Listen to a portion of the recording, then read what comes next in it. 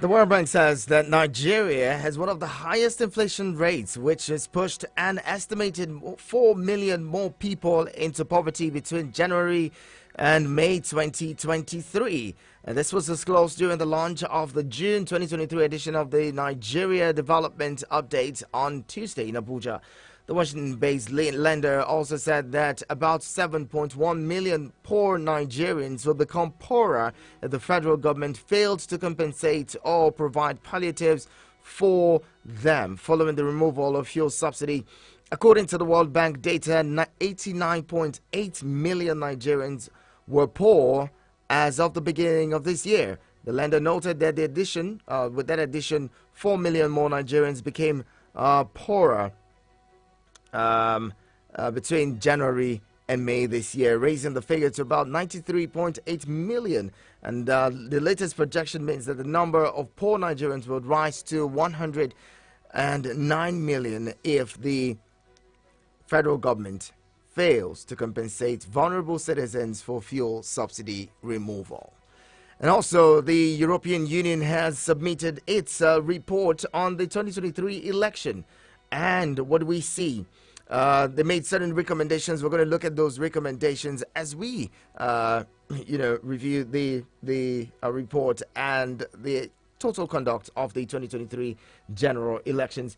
All right. Part of the recommendations made by the European Union is the removal of ambiguities in the law and also protect the interest of voters through certainty of law for all aspects or stages of the electoral process by eliminating from electoral law the regulations errors and ambiguity to avoid potential and conflicting interpretations and ensuring the revision of the process are inclusive. Let's look at that quickly before we move on to other recommendations. Now, the Electoral Act for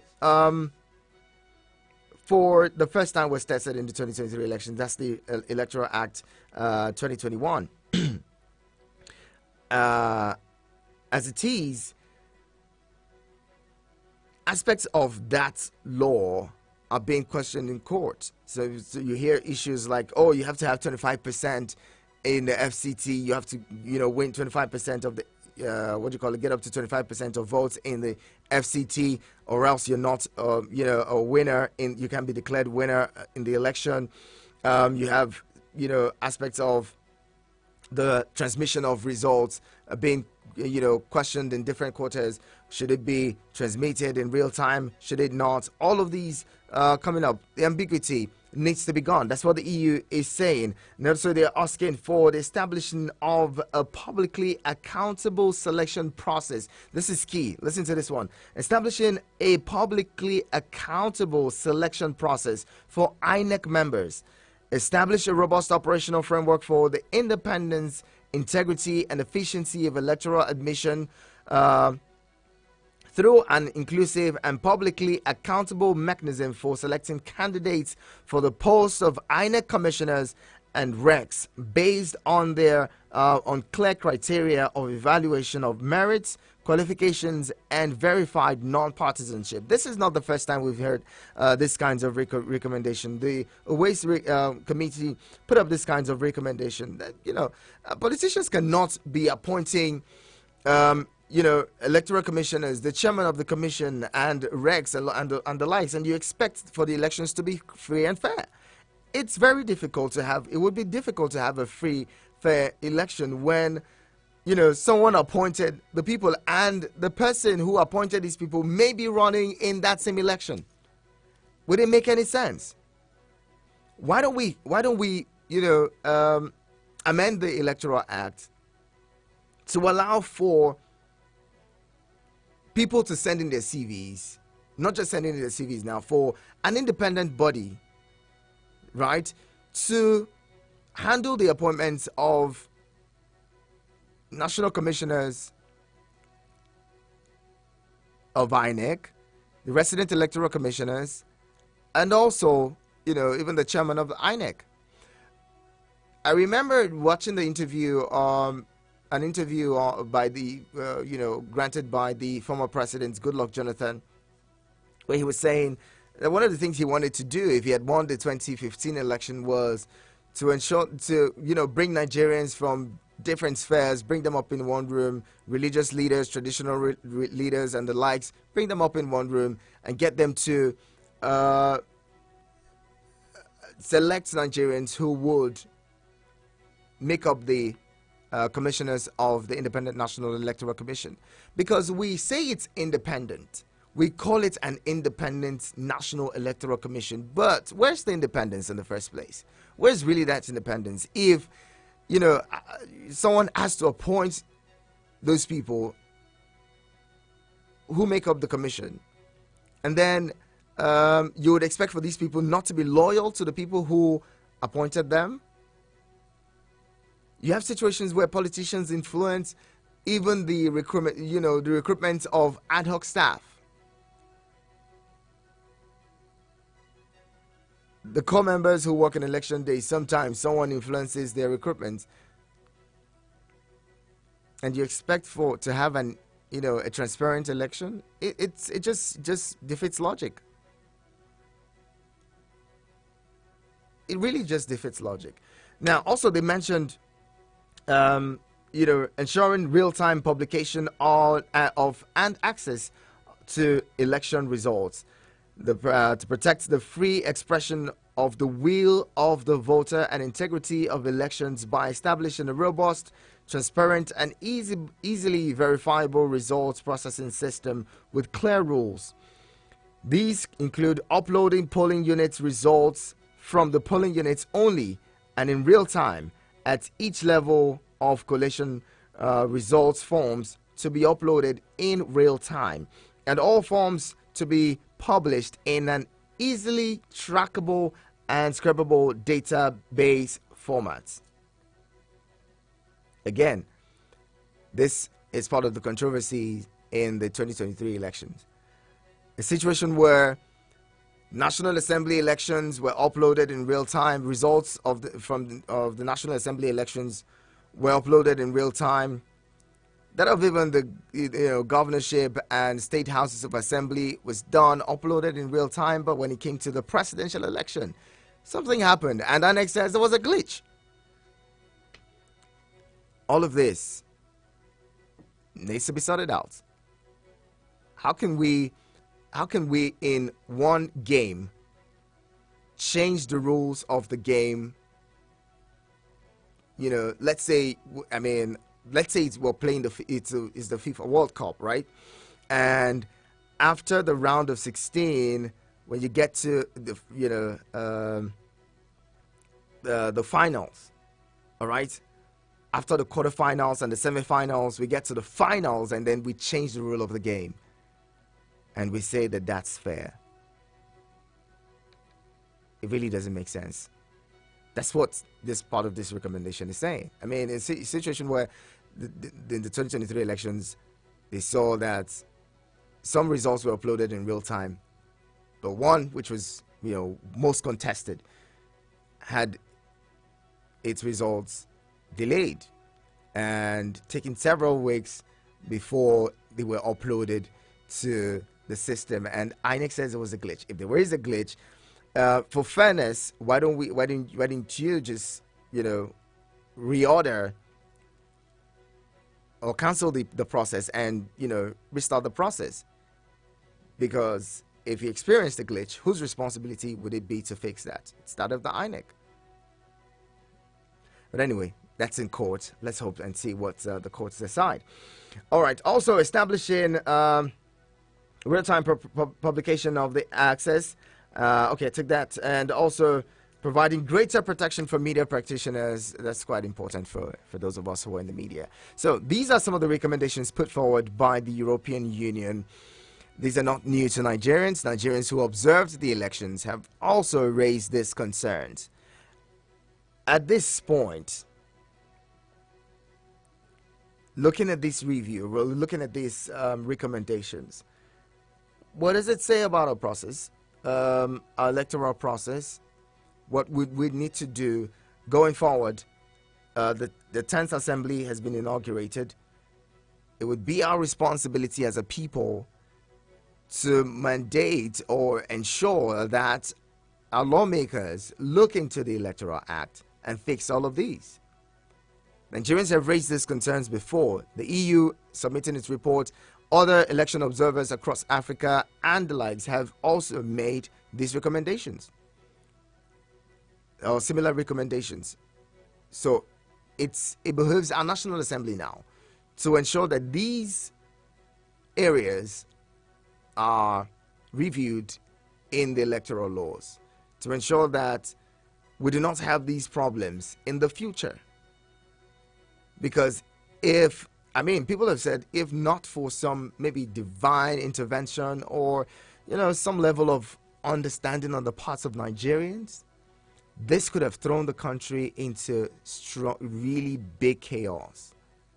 So to avoid such conflicts in the future, why don't we start to review the electoral law almost immediately to ensure that the next round of elections, or even if the court, for instance, decide today to order a rerun, as we know the court has the powers to do that, considering the fact that these there's still legal cases in court emanating or arising from the elections.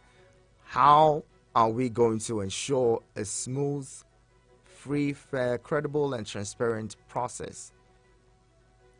Again, your lawmakers have a lot of responsibility.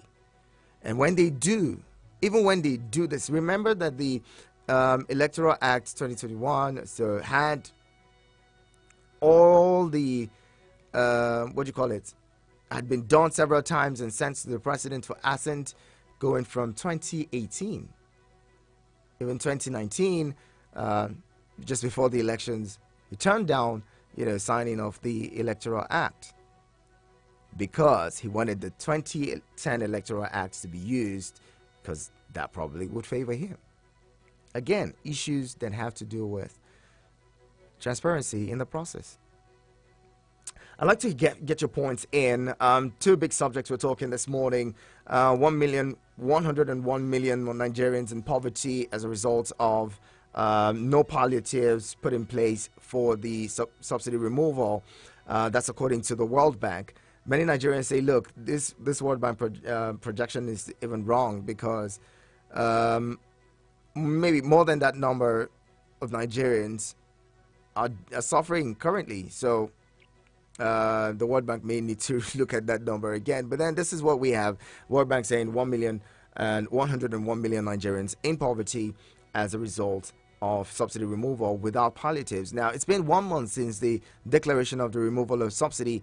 Why has government not put something in place? Gradually, Nigerians will just get used to this level of suffering or this level of, existence or living, and things will just stay that way. Nothing will be done. The federal government has said it is saving 400 billion naira in 4 weeks as a result of non-payment of subsidy. Where would these monies be deployed to? Where will the 400 billion naira that would be saved in July as well be, invested in? Where would it go to? Nigerians need to know. What are we doing? What measures are we putting in place to ensure that Nigerians do not continue to suffer? And then we're also talking about the EU report. By the way, INEC has said it's going to begin its own review of the 2023 elections from the 4th of July. When INEC does this review, what recommendations will they also put forward for themselves? Will they be able to fix their own issues or not? That's what we need to get thinking about. Keep the conversation going. 090-7353-0044 and 090-8766-8888. Join in with your 2 cents and let's talk.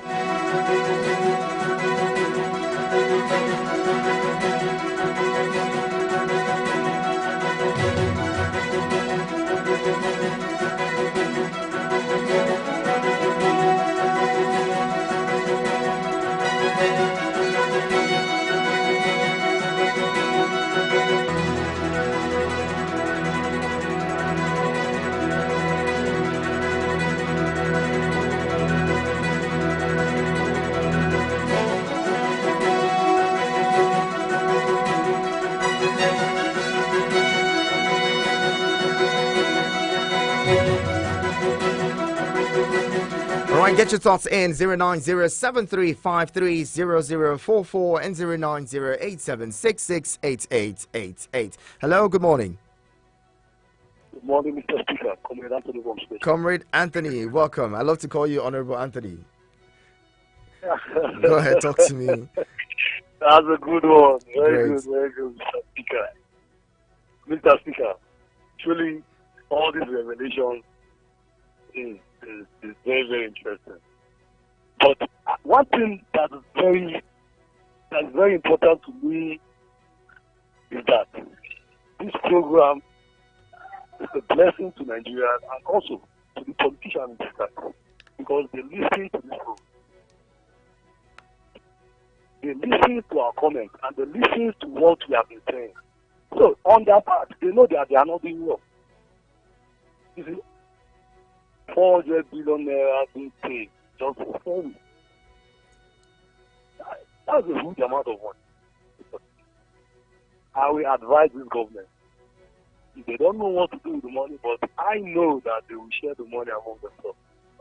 But if they want to prove us wrong, please, this is my advice, that money should be spent on the Warri refinery. They should see how they can fix that refinery so they can start producing our own fuel. And by so doing, this the price of the petrol will come down. So that's just my take. All right, Honorable Anthony, thank you very much for calling. That 400 billion naira that the federal government is going to be saving monthly from, subsidy payments, where would you want that money to go? What would you want, the federal government to do with that money? How would it benefit Nigerians? And, what you want them to do with it? Let me know. Share those thoughts with me. Now, let's get talking. Hello, good morning. Good morning, Mr. Frank. Good morning, Moses. Welcome. Moses, Mr. Frank. Yeah, your comments on this analysis that demands recommendations. Before one can give out the recommendations on some certain issues, you have to look the factors that raise to the problem on the ground that demand the solutions. Especially the area that we need to deal with and which many Nigerians are looking onto and many of our governments are shying away from is the issue of corruption. We talk about INEC, the independent INEC. How can they be independent? Originally, the plan or the policies was them to be a different body. Now, here now what the question is. Who sponsored these people financially? Is it not the same government? It's the same government. The same government put them there.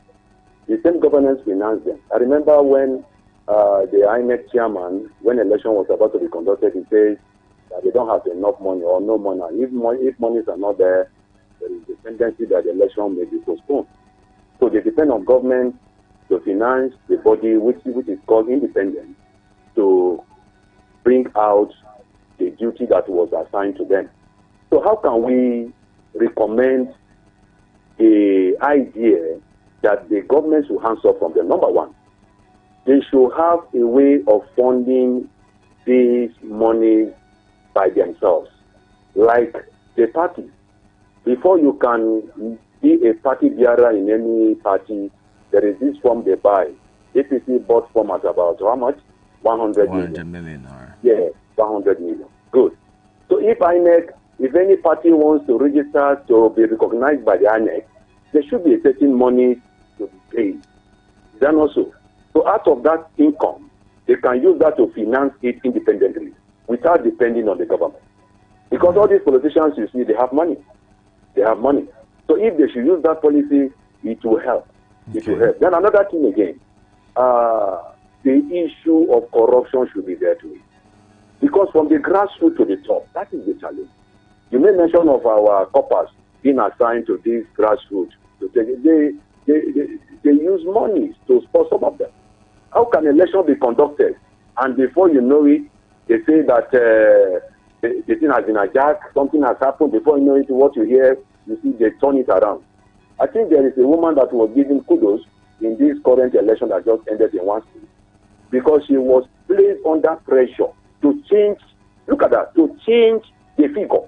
And the woman stood on his feet and said, no, I will never allow these figures to be changed. And this woman, I think that this woman by the government should be called upon to be given national award. But we don't do that. We don't do that. So if all these things are continuing like this, you discover that the system, which is under corruption, will still continue. So, and another final thing that ought to be done is that people who are involved in electoral violence, they should be brought to book. They should bring them to book. Because if all these things because if they discover that both in corruption, you bribe or you make anything to disrupt the election, the ordinary Nigerians, we have put a lot of questions which demand an answer. What have they done with this people? What have they done with this people? All right, Moses. Then on the issue of the recommendation of money, you just say, the palliative, there are a lot of issues that will touch ordinary Nigerians. Many of them, health, school, feeding, these are very important. We are not talking about roads now. Okay. This is what will meet the needs of Nigeria. Thank you, God bless. Thank you very much, Moses, for joining in. All right, so get your thoughts in, join the conversation. Call 090-7353-0044 and 090-8766-8888. I bring in this caller before we talk some more. Hello, good morning.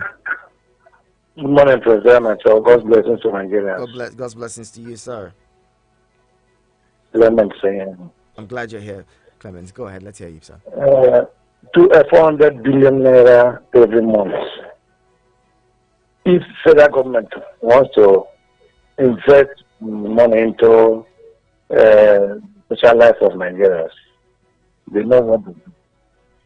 There's apprehension already now that they want to use it, share it to various state governors. I think the governors represent the interests of all citizens of various states. The same governors that collect 2 billion naira every month for security votes, and which is not being used for anything. The same governors that are awarding contracts themselves in the name of spending the state resources. I know governors who award contracts to companies that are registered by themselves for criminals. At the end of the day, the money returns back to them. So if you give such persons, if you share the money to such persons, you think power in Nigeria, that would be a big defeat and a disservice to Nigerians. If you want to invest in the social life of Nigerians, first and foremost, the life of Nigerians are tied to just fuel and education. The fair price determines everything, both the economic and social life of Nigerians. The price of fuel. That cement goes up is even tied to fuel now. Rent, landlords will tell you that everything don't go up. They built 40 years ago. They will increase the rent because fuel don't go up. So make Nigerians beg Nigeria government to invest in establishing refineries. If we save 400 billion every month for 1 year, we have to calculate the money and what it amounts to in 8 years of a regime like that of Buhari. There are 16 years of PDP. You know what that money would have amounted to, which have gone into personal pockets. Find a way of building refineries. Encourage the modular refineries and regulate them. People are maybe able to build mega ones that can serve. What does it say? What? Do you know how much government is spending on the turnaround maintenance of the existing refineries and how much they are paid to serve for salaries and allowances? These are ways to do. Another area is education. We are now talking of increasing the school fees. This material time when Nigerians are finding it difficult to eke out just 1 square meal a day. When you say square, the kind of meal that you eat around 8 in the morning until 7 o'clock, you will find it difficult to even remember that you want to eat. A square meal, Nigerians don't afford it. Now, we are increasing the school fees of the children. If you make education available to the poor and to the rich and fund educational institutions properly, people will school in Nigeria and they'll be happy with Nigeria. When during the UPN and the NPN programs, government, Awolowo was in control of the Western states and Bendel State. I am fortunate to have been a beneficiary of free education run by UPN in Bendel State, which is now Edo and Delta. How much was available to the UPN states at that time? Even Bibles were given free, ruler free, reader free, textbooks they will give you free and tell you property of Bendel State government not for sale, property of Ogun State government not for sale. That education made available to the people. When you touch education from primary to secondary to university, you have touched the life of even a poor man in the village, a parent in the village, a person in the village, touch your life because the children are involved. That's all I can say. Well, thank you. Thank you very much, Clement Zion. Prince, well said, well articulated points there. All right, join the conversation now. Speaking of refineries, speaking of subsidy removal, oil marketers, independent marketers are saying that starting from July, when they start to import PMS, the prices may go up to about 700 naira per liter. And today is the last day in June. By tomorrow, we officially get into July. They tactically telling us that the PMS prices would go up, and if that happens, going up to 700 naira, and even the likes of NNPC in some parts of the country may have also adjusted, the prices that they sell from what was initially released. What's going to happen to the ordinary person? These palliatives that Nigerians have been lamenting and saying put forward, 1 month after. Nothing has been done. NLC and the federal government were meeting, and they said June 19 they were going to continue the consultation and all to see what they could do for Nigerians. Still haven't been done. No declaration has been made. We're quick to declare the subsidy removal. Why not quickly fix the problem? Speaking of refineries, the Port Harcourt refinery was set to come on stream at the second quarter of the year. That's according to the former Minister of State for Petroleum, Temipri Silva, who had said the Port Harcourt refinery was going to kick off production or come on stream by the middle of this year. Now we're just wrapped up the middle of the year, right? The second quarter of the year is gone because they had promised second quarter of the year, Q2 2023. Today marks the end of the second quarter of 2023. Just before then, I think the 1st of June or so, we had from the group CEO of the NNPC that, the Port Harcourt refinery would come on stream before the end of the year, which is pushing the goalposts again. Why are we doing this to ourselves? All right, the president has been sacking people and arresting people. I keep saying, why haven't we seen? The NNPC has been said to be the cesspit of corruption. Why not start from there? If you're sacking people, if this is not vendetta and and all, at least show Nigerians that you're actually doing this. Probe the NNPC. Wouldn't that solve the problem? A bit of it. Hello, good morning. Hello, good morning. Good morning. Ibanacho. Odokama, welcome. Yeah. Ibanacho, do you know that thousands of people have lost their jobs since after the removal of subsidy? I know so many people that have dropped their work because the amount they pay them as a salary cannot pay their transport. And now government are asking us to, like Tinubu said yesterday, the suffering is necessary. So somebody that have lost his or her job, what is the next thing to do? The person will go out. If you're a woman, you go out to become a prostitute. If you're a young guy, you go out to become a money doubler or ritualism. And crime keep on increasing. And government have no solution. You see, like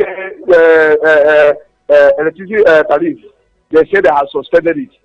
But I want to bet you that they will add that money silently. They will remove it silently. That increase that you had, that they say they have suspended. The reason why they say they suspended it is because the masses are crying. So for them to pretend that they are working, they will silence everything and go ahead, increase the money. Now the question is, what has Tinubu come to do as a president of Nigeria? You say he's fighting corruption. Emefiele has been arrested, and the rest of them. What are their case now? You will go on to arrest people and keep them. Now we are hearing that Buhari is asking him to release Emefiele. On what ground? He said we will continue where Buhari stopped, and we are looking at him. He's even going to be worse. Bye bye. Thank you, Dokama.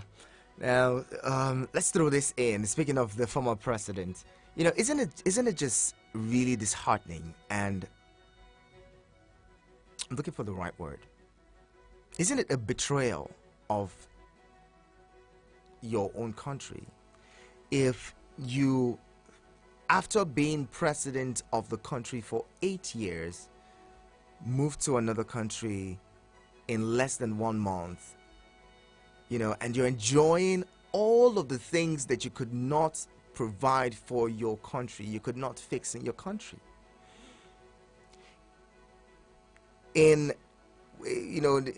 Before you say you count 5 days or 20 days, or let's say in 30 days, those in government find their way to travel abroad, enjoy the good life, at least once in 2 months or 3 months. What is wrong with fixing those things and making those things work in your country? What is wrong?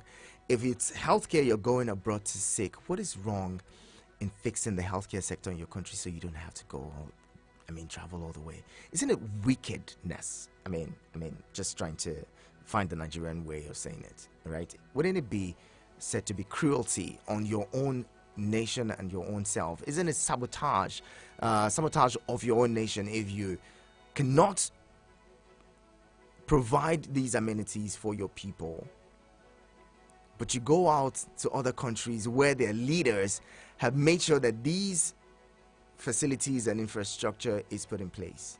You go to UK and you stay in a house, you probably buy a house in the UK, and you're living there.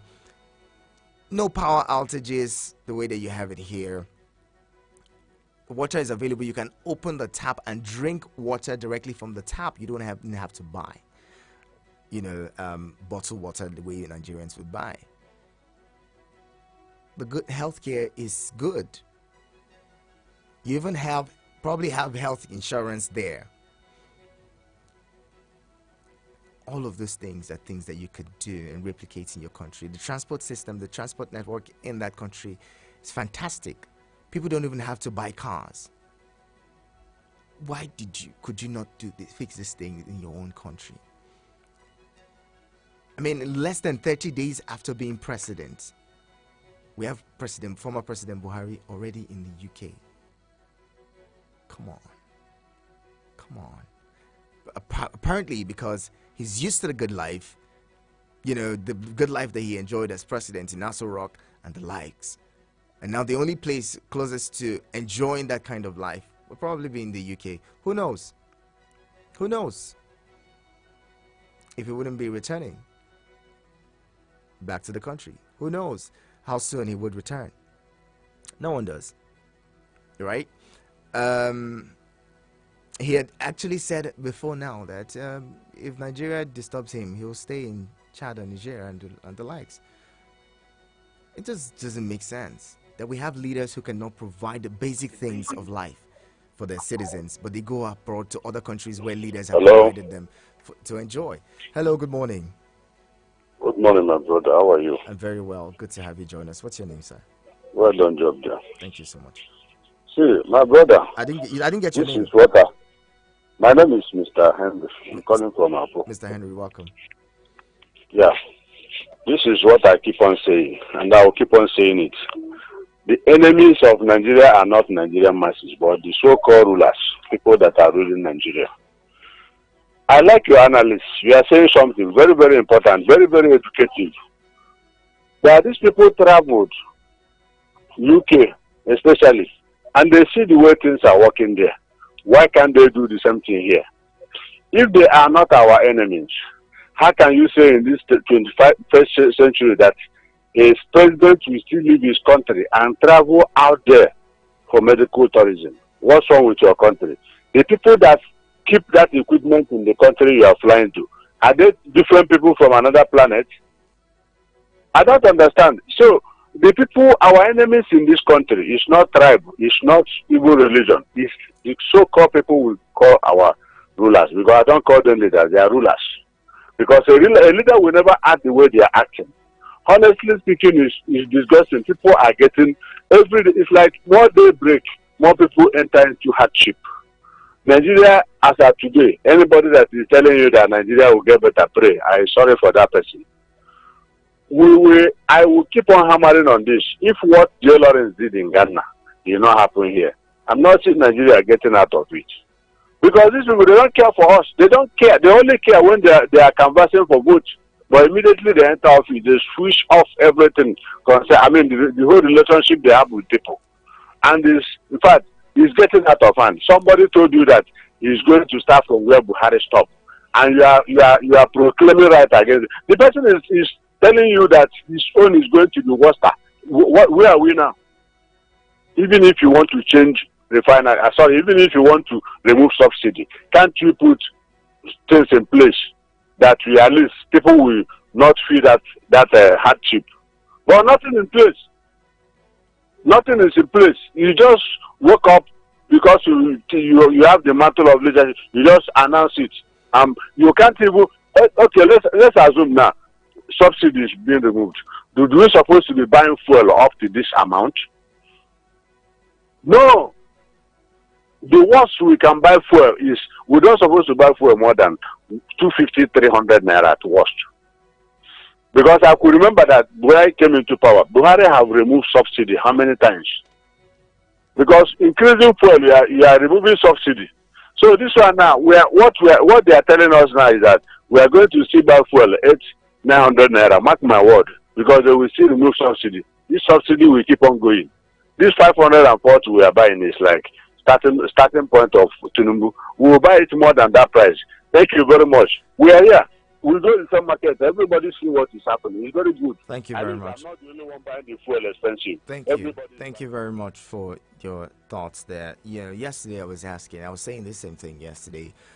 If you followed the show or the conversation, how transparent it should have been removing subsidy.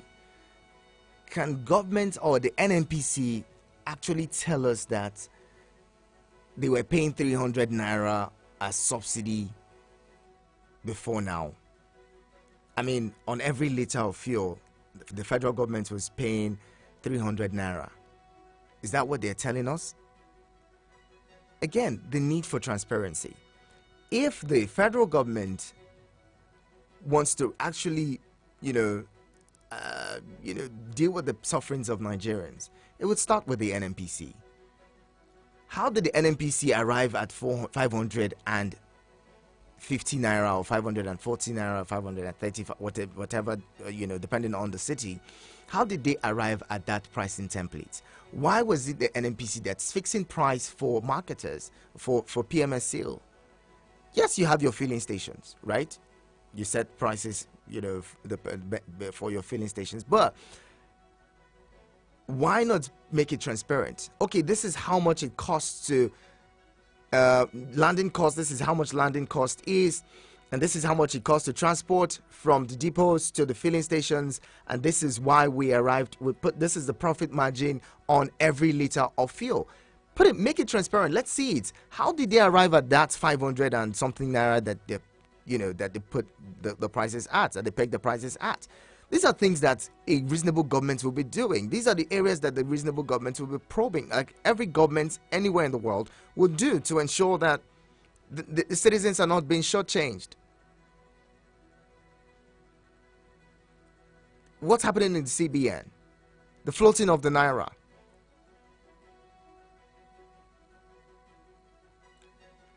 With the current exchange rate, the marketers are saying that if they source the forex that they need to buy PMS, with the devaluation of the naira and all, they will not be able to sell at 500 naira because NNPC had already pegged it at 500 naira plus. So let's see it clearly. Let Nigerians see it and know that this is how much. This is why we're buying this PMS at so and so price. We cannot continue to hide things from Nigerians and expect them to just take whatever it is. And well, Nigerians being who they are, they just accept everything. Hello, good morning. Sorry, I have a question to ask you. Can you tell me the meaning of direct buying and direct sale? DSDP. It's current. It was crude oil swap. They changed the name to direct sale, direct purchase, but it was just basically, exchanging crude oil for PMS and the likes. In fact, we're talking about the other derivatives or the other byproducts not being accounted for, but that's a story for another day. That's basically what DSDP is: direct sale, direct purchase, exchange of the crude for PMS, basically. Okay, you see, we are being cheated, and we are not complaining, because when you swap crude oil for petrol, you lost money. I hope you understand that, because inside the crude there are kerosene, there are diesel, and the rest of them. I hope I'm correct. Yes. So what they are doing is actually pure cheating, and NLC come on to say that the landing cost is at the same as shipping cost, which is the target at 19 naira. I hope I'm not the only one that has seen that. How did the price of petrol went to 500 and something naira? If the direct cost and shipping are the same price, how did it went to that price? And why would you provide our own fuel with dollar? Why would dollar be affecting our own fuel? The same fuel we say we are the owner of it. We buy it with the US dollar. Who do us?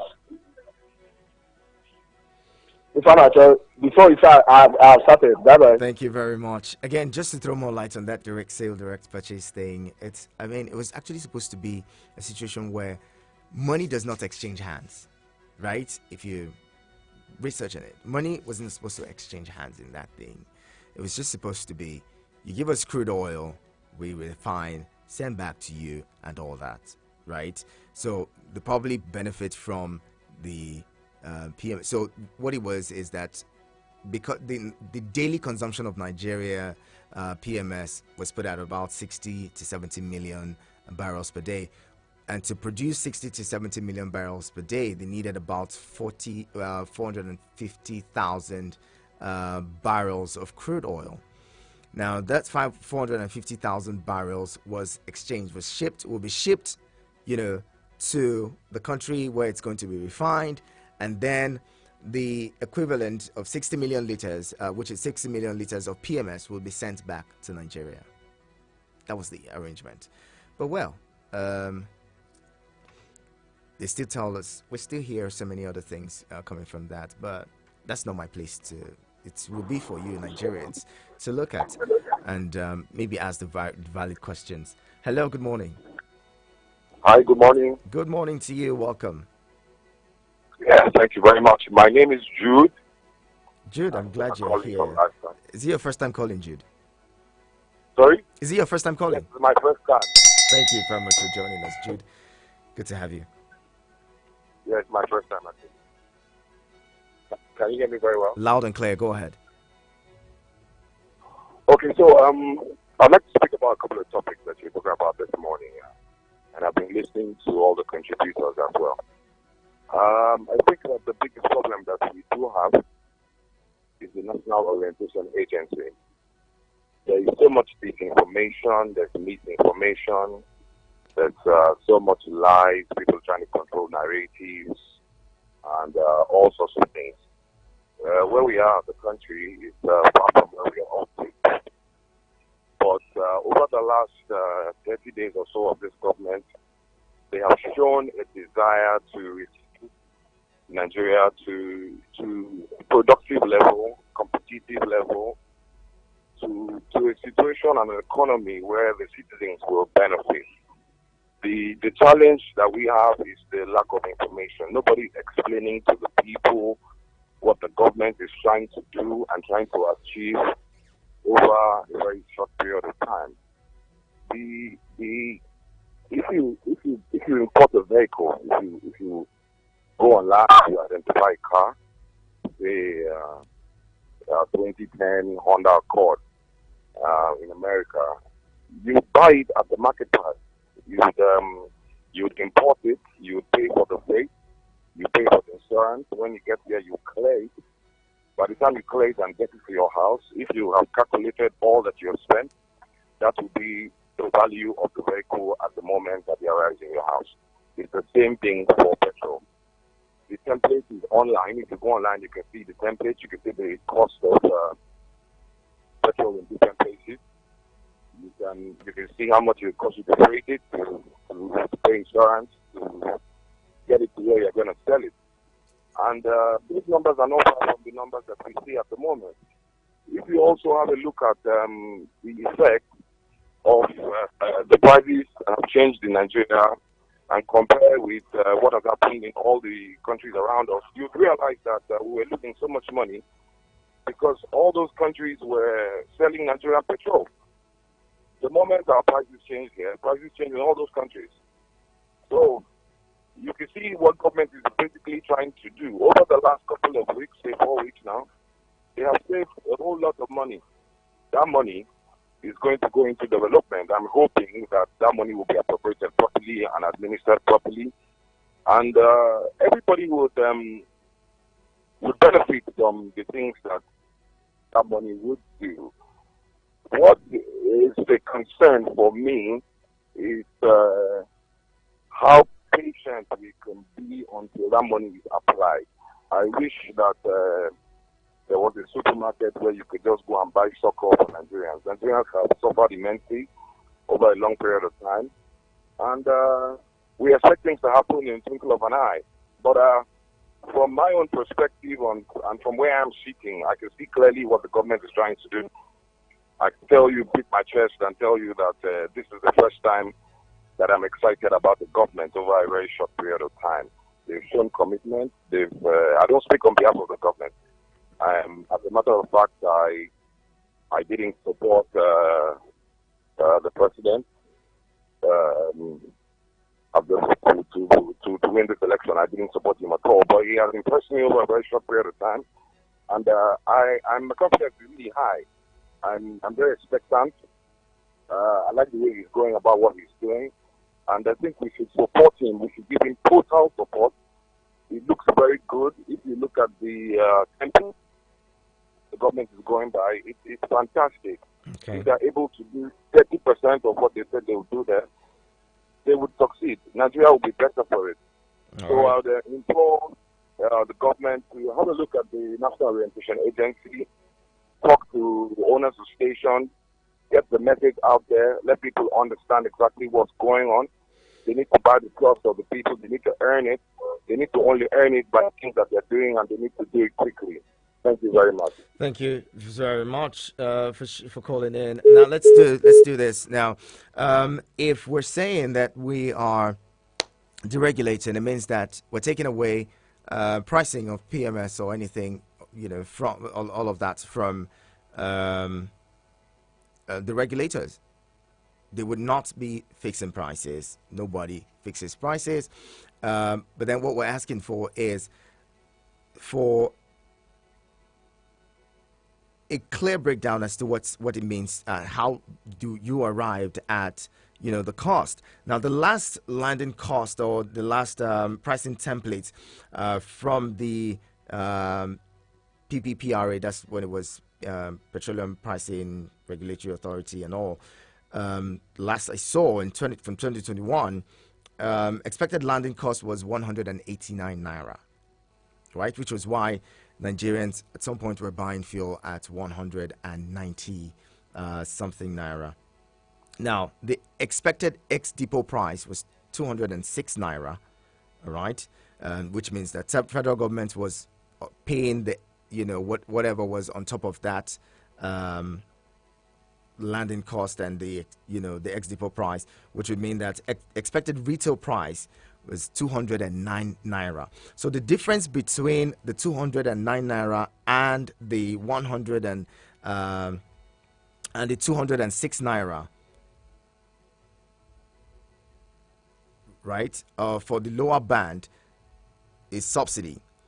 Also, the difference between the upper band now, which is, those areas where it's more likely to, transportation is higher and all, per liter would have gone for 212 naira.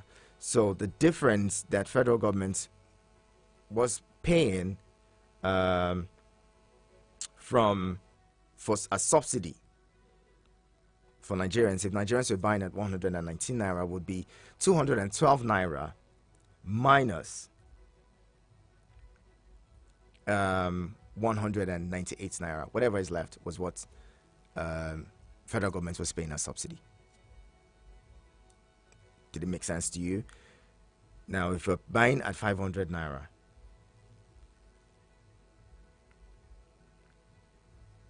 how much is that? What's the difference? What's the margin? Leave you to that. I'll bring in one last caller as we close. Hello, good morning. My friend, good morning. Good morning, Paul. Good to have you. At least I'm the last man standing here. Yes, you are. My prince, you gave one analysis. I don't know whether you once worked in a statistics department. No, I didn't. I didn't. Or policy evaluation. Anyway, you are vast in all these conversions, analysis, and so on and so forth. But you see, I'm just hearing it like a layman. I'm just hearing you talking numbers. Sometimes when you hear about this number, you begin to wonder, are we in the same country? You begin to wonder, are we in the same country when these things are happening? So, like what the World Bank has predicted that because of this removal of subsidy, about 1.1 people are in poverty without they remove subsidy without palliative. Now, when you look at some of these our policies, sometimes Nigeria will just go and take recommendation of the World Bank and pick some to implement. It's the same World Bank that I think advised the past government on this their trader money thing that were collecting return Abacha route, and they were implementing policy or condition attached to return of those policies, and they were busy sending 2,000 to 5,000 in trader money thing. And then at the end of the day, we are left dumbfounded at the stage. So this World Bank thing, World Bank should be able to look at the peculiarity of every country before they release their own findings or before they release their own recommendations. But sometimes they will just generalize it and bring it out. That's why I like what the Kenyan president and South African president went for this their France thing. He said most of this organization, they should allow African presidents to participate in that board, either the board, allow Africans to participate, so that when you are talking about Africa, Africans are there to tell you what their own conditions are Paul. In their own country. Okay, Paul. So Paul will have to wrap it up. The last thing I would say now is that this subsidy that they are removing, that they say they will save about 4 billion or something, let them change the system. Take this money directly to the local government. Okay. Bring the anti-grav agency, make them sign all these things, and let the anti-grav agency go after them. Every implementation, every project they are taking, let the ASSU or ICPC go after those projects and make sure they are implemented. For them, we will reduce all these rural urban migration, and then the poverty level will reduce. Eyes will be taken off the center. Thank you. Thank you very much. Thank you for calling. And well, this is where we'd have to drop the anchors. So let's close it there. Now, so for those of you who have followed, I'm hoping that you're better informed today. Before anyone comes to me and says, "Oh, at that time, what was exchange rate?" The exchange rate in 2021, at the time when this pricing was done, the analysis that I put forward earlier, where we arrived at expected retail price at 212 naira, and if you deduct 198 naira from 212 naira, you find out that what we were paying as subsidy at the time was around 44 naira or 45 naira, and exchange rate at the exchange window, the importers and exporters window, was at 403 naira at the time. Now, move that to June 2023, before the naira was floated and NMPC put its price at 500 naira. Current rate was around, the exchange rate was around 435 naira or so. So, I mean, if there was going to be any difference, it shouldn't be more than 100 or 200 naira on top of the 100, 100 naira, 200 naira, on top of that. So, I just put that forward just so we understand, we have a better understanding of what it is. Thank you so much to everyone who's been a part of the conversation. Thank you. I really appreciate your time. Business News is up next. And right after that, it would be time for Martha to take over on the Midday Extra. Keep it locked. Eagles 102.3.